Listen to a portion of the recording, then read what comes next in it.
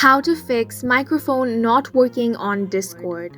Hi guys, welcome to our channel. Let's begin. If your microphone is not working on Discord, then you first of all want to open Discord app or Discord on a website. Now click on the user settings option.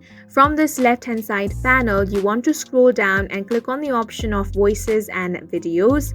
Here, under the input device settings, you want to click on this. If you have selected default, make sure to select your microphone over here. Now, the next thing you want to do here is test your microphone. For that, click on the Let's Check option. Here, check if your microphone is working properly. You also want to set the input volume to the fullest. After that, under input mode, if you have selected push to talk, make sure to select voice activity instead. Now make sure that you do not mess with the rest of the settings over here. Now the next thing you want to do is click on the search bar and search for sound settings. Here under input device, make sure to select your microphone. Now you can also test your microphone and troubleshoot it over here. Next you want to click on device properties and make sure the volume is at the fullest.